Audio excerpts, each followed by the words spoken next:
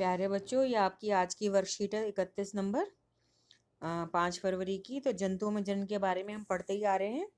तो थोड़ा सा हम रिवीजन कर लेते हैं कि निषेचन वह क्रिया है जहाँ नर मादा युग्मक मिलकर यानी संलयन करके एक संरचना बनाते हैं जिसे युग्मनज के रूप में जाना जाता है, जो अंततः भ्रूण में विकसित होता है। और फिर भ्रूण में जब हाथ पैर मुंह सब सारे अंग नजर आने लगते हैं तो फिर वो, और जब वो माता के गर्भ से बाहर निकलता है तो वो जो भ्रूण है तो गर्भ में जब होता है, मतलब जब गर्भाशय में होता है तो वो भ्रूण गर्भ कहलाता है। जैसे गर्भ शरीर से बाहर निकलता है वो शिशु बन जाता है। ठीक है बेटा। तो पशुओं में निषेचन की प्रक्रिया दो तरीकों से होती है, जहाँ एक निषेचन बाहरी रूप से होता है, जहाँ पर अंडे और शुक्राणु का संलयन क्या लिखा हुआ है, महिला शरीर के बाहर होता है, बाहरी निषेचन के रूप में जाना जाता है। और दूसरा वह है जहाँ शुक्राणु अंडे का संलयन अंदर होता है, यह आंतरिक निषेचन के रूप में जाना जाता है। तो बेटा ये थोड़ी सी भाषा अलग से लिखी हुई है, पर आपको याद होगा कि 7th में भी हमने पढ़ा था, बाहरी निषेचन की बजाय शब्द पढ़ा था ना बाह्य निषेचन, जो कि सही है, और आंतरिक निषेचन। तो मैं थोड़ा सा रिवाइज कर देती हूँ कि बाह्य निषेचन का मतलब है कि जब मादा अपने अंडे शरीर से बाहर निकाल देती है और जो नर होता है अपने शुक्राणु उन अंडों के ढेर पर उनको छोड़ देता है, और जो नर युग्मक मादा युग्मक का संलयन है वो बाहर उस ढेर में होता है। और मैं आपको बताऊं कि ये जो मछलियां और मेंढक होते हैं ये बाह्य निषेचन करते हैं, तो ये एक जेलीनुमा पदार्थ के अंदर अपने अंडे छोड़ती है मादा, और उसी जेलीनुमा पदार्थ के अंदर ही मछली भी ऐसा करती है बेटा। तो नर अपने शुक्राणु छोड़ता है तो जेलीनुमा जो रचना होती है जेली जैसी, वो पानी की मात्रा को बनाए रखती है और भ्रूण के विकसित होने में सहायता करती है। तो ये क्योंकि संलयन मादा के शरीर से बाहर हुआ इसलिए इसको बाह्य निषेचन कहते हैं, और आंतरिक निषेचन इसलिए कहते हैं क्योंकि ये शुक्राणु अंडे का संलयन जो होता है शरीर के अंदर होता है, मादा के गर्भाशय की अंडवाहिनी जिसे फैलोपियन ट्यूब या फैलोपियन ट्यूब अंडवाहिनी के साथ साथ बेटा डिंब वाहिनी भी कहते हैं, उसके रूप में जाना जाता है। ठीक है बेटा। तो इसके आधार पर जानवरों को अंडप्रजक और जरायुज जानवरों में वर्गीकृत किया जाता है। तो बेटा अंडप्रजक नाम से ही पता लग रहा होगा कि अंडे देने वाले, ठीक है, और जरायुज के ज से पता लग रहा है कि जन्म देने वाले जानवरों में वर्गीकृत किया जाता है। तो बेटा जो अंडे देते हैं उनको हम अंडप्रजक कहते हैं जानवर, और जो बच्चों को जन्म देते हैं उनको हम जरायुज जानवर कहते हैं। तो जो अंडप्रजक है ये जानवर अंडे देने वाले होते हैं, आंतरिक निषेचन होता है, लेकिन भ्रूण का विकास बाहरी संसाधनों से होता है। एक बार भ्रूण के परिपक्व होने पर अंडे का कठोर आवरण सुरक्षा प्रदान करता है, उदाहरण के लिए पक्षी, मेंढक, मछलियाँ।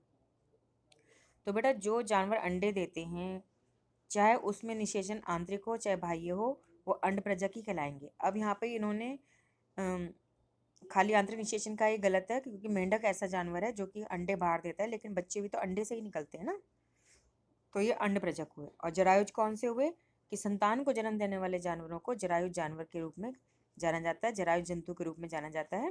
तो निषेचन और भ्रूण का विकास दोनों मादा के शरीर के अंदर गर्भाशय के अंदर होता है, उदाहरण के लिए कुत्ते, बिल्ली, मनुष्य आदि। ठीक है बेटा।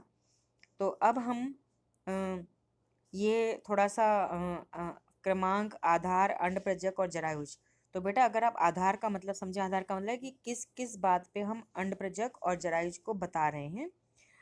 तो अगर आप देखेंगे तो ये अंतर है। ठीक है, यहाँ पे एक लाइन आनी चाहिए जो कि प्रिंट होने से रह गई है, अंडप्रजक और जरायुज जंतुओं में अंतर पूछा गया है। ठीक है बेटा। तो ये प्रश्न अपने आप लिख लीजिएगा या इसका हेडिंग अपने आप लिख लीजिएगा। तो सबसे पहले किस आधार पे हम अंडप्रजक और जरायुज को अलग करें, वो है अर्थ। अर्थ है अंडे देते हैं अंडप्रजक, जरायुज युवा को जन्म देते हैं। बेटा युवा शब्द नहीं आ जाएगा, शिशु शब्द आएगा, तो इस युवा शब्द को काट के आप लिख लीजिए शिशु। दूसरा निषेचन के ऊपर हमने अंडप्रजक में और जरायुज में अंतर किया है कि अंडप्रजक में बाहरी और आंतरिक दोनों निषेचन क्रिया होती है, जबकि जरायुज में केवल आंतरिक निषेचन क्रिया होती है। फिर भ्रूण को पोषक तत्वों की आपूर्ति के आधार पर हमने अलग किया कि अंडप्रजक में भ्रूण को अंडे की जर्दी से पोषक तत्व मिलते हैं। बेटा जर्दी वो होती है, जो लोग अंडे खाते हैं उनको पता है कि अंडे के अंदर से पीला भाग निकलता है, उसको जर्दी कहते हैं। जबकि जरायुज में भ्रूण को पोषण माँ से प्राप्त होता है, क्योंकि माँ के गर्भाशय में वो चिपका हुआ होता है ना। चौथा है जीवित रहने की संभावनाएं, इसके आधार पर हम अंतर करते हैं। तो अंडप्रजक क्योंकि अंडे बाहरी वातावरण में रखे जाते हैं, तो बेटा ये अधूरा है इसमें।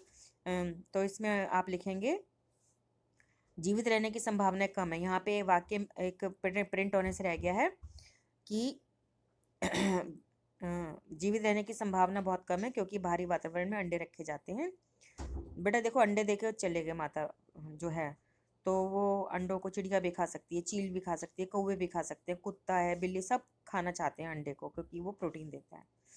जबकि जरायुज में क्या होता है कि जीवित रहने की संभावना ज़्यादा होती है क्योंकि पोषण और देखभाल माँ के द्वारा प्रदान की जाती है। खासकर बंदरों में आपने देखा होगा कि बंदरिया जो है अपने बच्चे को अपनी छाती से चिपकाए रखते हैं, जहाँ पे भी जाती है, चाहे वो पीठ पे चिपकाए चाहे वो छाती पे चिपकाए, वो लेके जाती है अपने बच्चे को। फिर पांचवा है उदाहरण है मछली, उभयचर, कीट, पक्षी और सरीसृप। बेटा उभयचर का मतलब होता है मेंढक और सरीसृप का मतलब होता है सांप, मगरमच्छ आदि। ठीक है, और इसमें जरूर में आ जाएगा मनुष्य, कुत्ते, हाथी और बिल्लियां। अब आपके ये हैं प्रश्न उत्तर। थोड़ा सा कलर चेंज किया मैंने। तो निम्नलिखित प्रश्नों के उत्तर दीजिए। पहला प्रश्न है अंड प्रजक जंतुओं के भ्रूण को पोषक तत्व कैसे मिलते हैं? तो ये वाला उत्तर आ जाएगा। ठीक है, भ्रूण को अंडे की जर्दी से पोषक तत्व मिलते हैं। ये आपका पहले प्रश्न का उत्तर हो गया।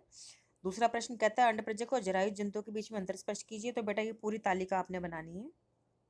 ठीक है, लाइन खींचिए, अंड प्रजक लिखिए, जरायुज लिखिए, इसके सारे पॉइंट लिख दीजिए, इसके सारे पॉइंट लिख दीजिए।